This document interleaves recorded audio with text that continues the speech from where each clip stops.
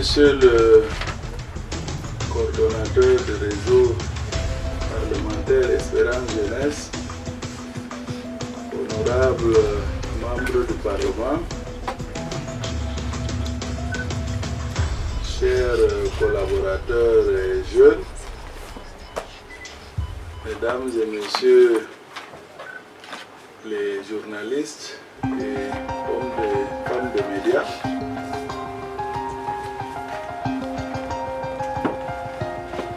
ce point de presse porte sur le Parlement de la jeunesse, qui est une innovation majeure du programme national harmonisé de la 51e édition de la fête de la jeunesse. Comme vous le savez, le défi majeur de notre pays, comme dans tous les pays, est celui de la jeunesse.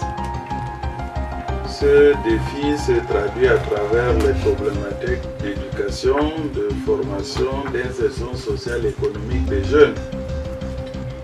D'où donc la nécessité de mettre en place un cadre institutionnel d'échange et de dialogue avec la jeunesse, ce qui est d'ailleurs prescrit par beaucoup d'organisations internationales, dont l'Union africaine, à travers la charte de la jeunesse que le Cameroun a ratifiée. Ainsi donc, le Parlement des jeunes est une des réponses à cette volonté politique des pouvoirs publics de mieux appréhender les aspirations de la jeunesse, mais aussi de mieux intégrer les jeunes dans le processus de développement et les chantiers de construction nationale. Monsieur le coordonnateur du réseau Espérance Jeunesse, vous avez la parole. Merci, Monsieur le ministre de la Jeunesse. Une fois de plus, je voudrais très sincèrement vous remercier pour votre disponibilité, parce que vous sortez d'une réunion où vous présidez un panel des rencontres internationales. Et évidemment, la fête de la jeunesse a été lancée depuis vendredi. Malgré l'agenda de cette fête, vous avez trouvé du temps pour être à ce point. Je voudrais, à votre suite, remercier le très honorable président de l'Assemblée nationale qui a bien voulu accepter que cette initiative voit le jour. Et nous pensons que c'est une page de l'histoire de la jeunesse du Cameroun qui va être ainsi inscrite. S'agissant du programme proprement dit,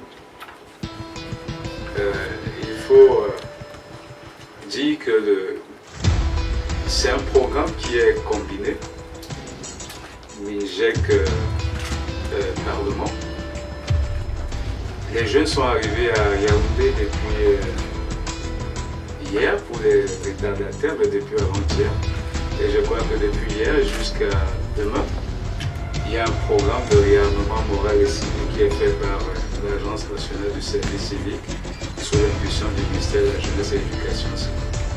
C'est aussi une opportunité pour les jeunes venus des 10 régions, des 58 départements, des 10 régions, de véritablement se retrouver ensemble, d'avoir non seulement en partage le secteur d'activité qui est le leur, mais aussi le fait d'appartenir à une seule et même nation.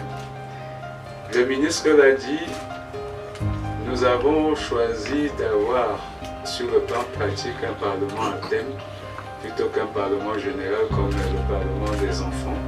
Ceci afin de le rendre plus efficace et plus concret et faciliter l'impact des résolutions qui seront prises à l'issue des discussions avec les jeunes sur les politiques publiques.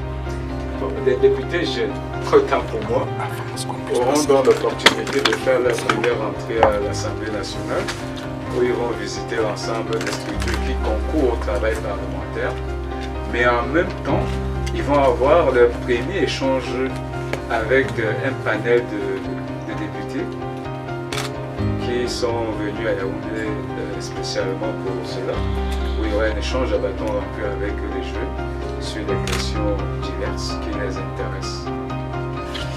Pour la deuxième phase de ce point de presse, je voudrais juste préciser ce que tout le monde connaît déjà, c'est-à-dire la concision dans les questions. Nous savons tous que c'est la semaine de la jeunesse. Monsieur le ministre est extrêmement occupé. Donc je suggère tout simplement qu'on soit concis et précis. Nous allons prendre une dizaine de questions. Merci bien. Mr. Minister, you said the youths are coming from the 58 divisions of Cameroon. When I got to the president of the Cameroon National Youth Council, that is the divisional president for Donga Mantung division, I asked how many of his youth are coming here. He told me at first he was told there are going to be 4 places for Donga Mantung, but finally there are 3 coming. So what is the criteria for selection? Thank you. To have a thematic parliament and with a representation of youth depending on the objectives we want to attain.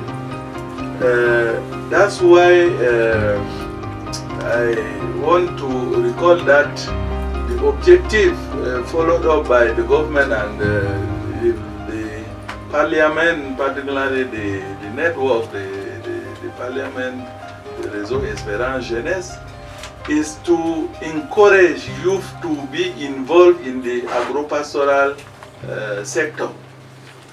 That's why the criteria was first of all to choose youth who either are registered in technical schools in agriculture at the level of secondary or higher education, and then the youth who are already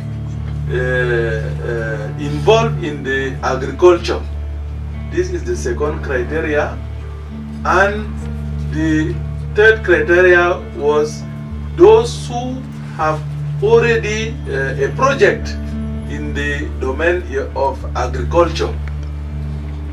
Et là-bas, le critère, c'est connu, c'est l'excellence. L'excellence, et l'excellence à partir des notes.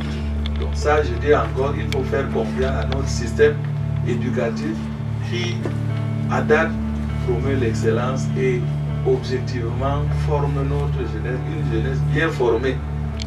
Là aussi, nous avons dit que c'est annuel, hein, la session est thématique, liée à un thème annuel. La sélection, il y avait un comité de sélection dans chaque département qui était composé de délégués du MINJEC, du MINADER, du MINEPIA, des représentants du conseil MINEFOP, des représentants du conseil national de la jeunesse et des députés de la circonscription.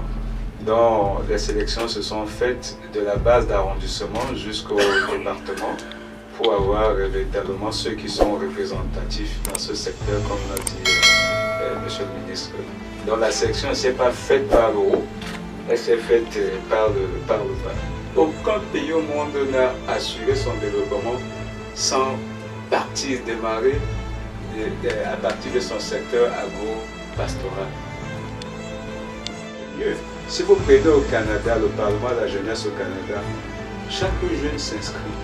Vous inscrivez vous-même. Et quand ils ont un certain nombre qu'il faut, ils arrêtent. Et vous vous prenez vous-même en charge. C'est-à-dire que vous payez vos frais de transport, vous payez vos frais d'hébergement pour venir participer parce qu'on estime que vous devez manifester votre volonté citoyenne de participer au débat public. Et puis toute élection n'est pas forcément une élection directe. Les sénateurs, ils sont élus par un suffrage indirect, par des conseillers municipaux qui eux-mêmes ne sont pas candidats pour être sénateurs. il y a des suffrages censitaires qui se font. C'est un mode d'élection. Donc, ça ne peut pas être l'élément pour dire ils ne peuvent pas être députés. Ils ont été élus ils ont été désignés suivant le suffrage censitaire, c'est-à-dire le critère d'appartenance à un groupe d'activité, mais surtout d'être le meilleur supposé dans ce groupe d'activité. Sur Facebook, au nom du Parlement de la jeunesse, donc vous pourrez y accéder, c'est opérationnel et avoir toutes les informations nécessaires liées à cette institution. Il ne me reste plus qu'à remercier vous les femmes et hommes de médias. Quand je vois la salle pratiquement pleine, cela veut dire que vous avez eu un intérêt certain à cette problématique qui concerne la jeunesse et que vous allez pouvoir relayer cette information le plus